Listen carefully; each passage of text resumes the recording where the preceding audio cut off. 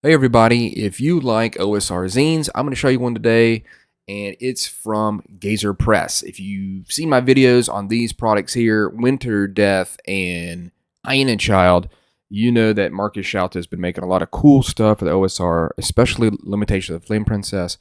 And this zine that he's got, that's finally in English, it's been in German for a while. It's finally available on his website. Of course, I'll have a link down in the description if you want to pick it up. You can get it in PDF, which I'm going to show you right here. I only have the PDF, I don't have the print, or you can get the print version. So let's go ahead and take a look at it. He sent this to me to show y'all. He's always been a good friend, really fun to talk to, and he's got a really neat European style to his writing, some of the art that he gets as well. So here it is, Der Gazer, the OSR zine with Bite. It says Volume 1, April 2024. That's when it came out in German. And it's in English now, and that's what I speak, and probably a lot of y'all do too. So cover is cool. Of course, he's got his bright color like he's had before in his releases, and you've got this neat piece of art right here. I really dig it. Again, a lot of the art kind of just gives off this cool, dark European fantasy historical feel to it. So there it is there, editing layout by Marcus, and also, it looks like he's got a whole bunch of different people doing a bunch of different art in it as well. And so here it is. It says the first issue of Der Gazer, the OSR zine with Bite, another fanzine, question mark, of course. You bet, but what's the purpose? For one, we want to help popularize the 17th century as a rich, compelling setting for your games. It definitely gives off that great vibe. He nails that with all his products. He's only getting better. I think I've said that before in his Hyena Child video there, which I really dig a lot. So what are you going to find in this? You're going to find on the road. There's a lot of tables, a lot of stuff to roll up randomly that you can use for all sorts of different games that you've got. Obviously fantasy based, but on the road, random encounters on the road, in the wilds, by the river, and far out sea. There's also at night, 8 night rolls to your own inn. Our tavern generator gets you there 1 bed bug at a time. And then there's a hex crawl, very cool. The road to Krogstad, a travel adventure set in the time of the 30 Years' War. So it does, obviously, the layout is for a spread here, should you get the print here, but it's going to tell you a lot about traveling in the 17th century, wandering journeymen, scholars, pilgrims, then trying to get to the next village, fields, dark woods. It just gives off a really neat European feel to it. He knows what he's doing with a lot of this stuff here. It talks, about river travel, which I really dig that. I think rivers, boat travel, it's probably something that just doesn't get enough attention in a lot of people's games. And it's really fun. You kind of get that Millennium Falcon feel, even with like your little raft in the water, kind of looking out for dangers and seeing the way the current goes and stuff. And or being out on sea, it's kind of the same way. So he does give you stuff by miles and kilometers, so that's helpful as well. But he talks about, whenever you're traveling, make sure you've got food, water, candles, flint, spare boots, bandages, coin for tolls and bribes. That's part of, obviously, kind of this whole setting vibe here. There's a bunch of harassing guards, and it's going to break it all down about bandits in the mountain passes, things like that. Wolves that are being bold now because they're hungry. Drunken soldiers demand coin, a song, or something far worse. And so we've got our modes of travel here. It's going to tell you, which is very helpful. This is just helpful in general for fantasy stuff. Sometimes these you're looking, you're like, well, what if I've got this and that? And this is on foot, in a coach, mounted. If you've got like an entourage and baggage, mounted with a fresh horse. I really like that aspect of it. A riverboat going downstream, upstream, sailing ship, and it's got your distances, obviously by miles, kilometers, and by day. It's just really good. I really dig that a lot. And then, it's got like little articles, just like little, page article type thing right here, like written up about traveling through the scorched earth. And it's got some old school art in it as well. Stuff taken from history books and things like that. So here's 40 encounters on the road. And sometimes the stats are on the left and the right of the page. Obviously, it might be a little bit difficult. Got to kind of turn your head a little bit. But if you got the print version, it's going to be pretty helpful there. But again, 1 silver. 1 SP is going to be a silver piece. That's pretty obvious. Level 0. It's got those stats there. And a lot of cool things that you can roll up, obviously. You roll 2d20. It says if you still believe in chance. Or pick, something that that fits where you're at. And again, we've got some names here that are obviously very German sounding, very fitting for this time period in this area. But some really neat, different things. There's obviously a bit of a theme going through it, but you're going to have everything from like pilgrims limping home from Jerusalem to a ruined chapel echoes a chorus of prayer. There's a priest that delivers the last rites of 2D4 peasant men in floppy hats and kerchiefed women. None heed the knocking from the coffin. So it's got just like there's this darkness about throughout a lot of the stuff that he writes. Two werewolf hunters, Barn and Jock, with a nervous mastiff. The dog barks at magic users. Do the hunters proof enough of lycanthropy? They draw steel. So if they think you might be a werewolf, they might try to attack you. So it's like in a pile of goat dung. A single silver shilling glitters a few steps on. A reeking heap hides 1d4 more. A goat nearby munches grass. Its gut holds 500 silver pieces. So just very kind of strange and dark, weird things going on in it. So there's more of it there, as you can see. I mean, you're getting a lot out of that, that's for sure. A massive shadow glides over the road. Those who look up see a monstrous bird with jagged wings and a whip-like tail. It flies east, and the sun seems to flee before it. Again, there's that piece of art that you see on the cover. And then into the wild, we got kind of flipping back and forward. So you roll 1d20 here.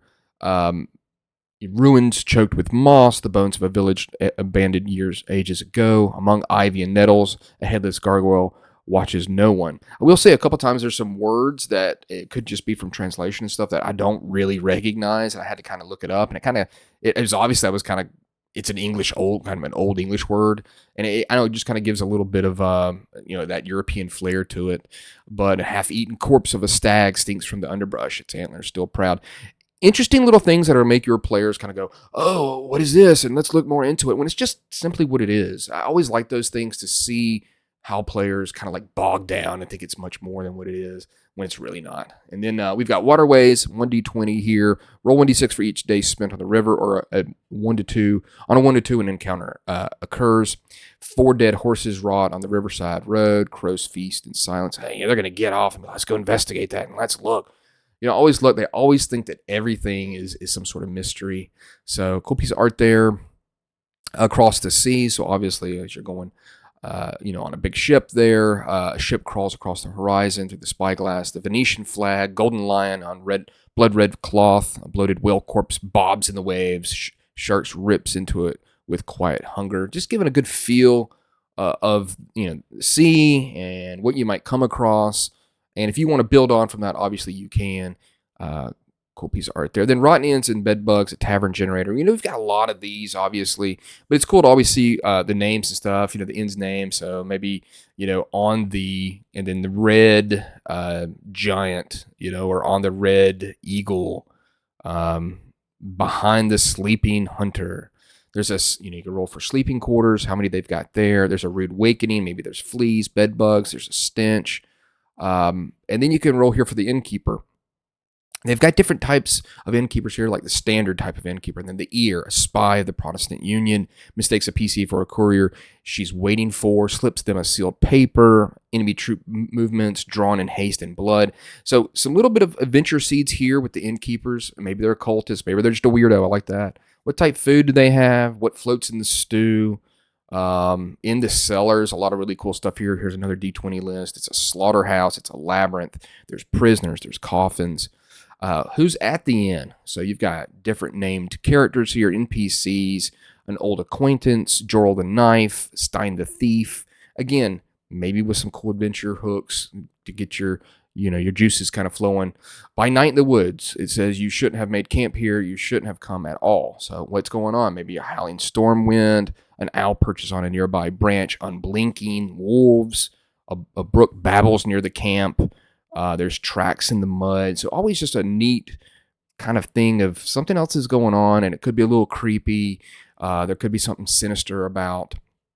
I really like that piece of art. Any piece of art of people camping is just dynamite to me. It's always one of my favorite moments in a role-playing game session is the camp and how we're going to do it. So then we've got this hex crawl here. It's going to tell you all about it. You've got your hex crawl, pretty kind of, an easy to see flow here. You've got different streets, paths, and it's going to tell you here how you travel if you go on one or the other and how long it's going to take you. Now, one thing I really dig is you've got all these different, they're all these, numbered out here. So like number 1, you've got this spire.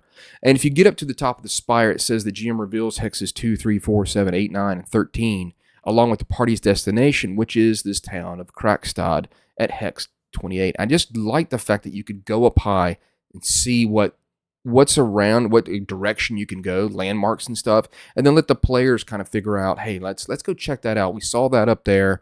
Let's go and investigate it. And then this is really the meat of this zine here.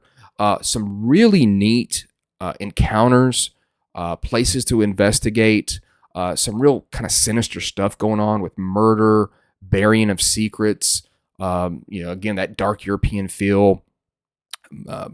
People that are hunting stuff, werewolves, giant wolves.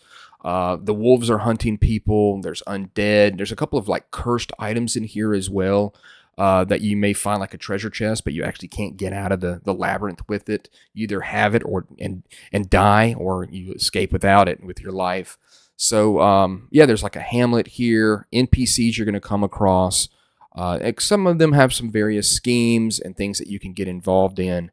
As I scroll through it here, there is a roadblock here with Imperial soldiers. They're looking for some people that have pretty much made a big rabble of just insane people, pretty much, from what's going on in the land here.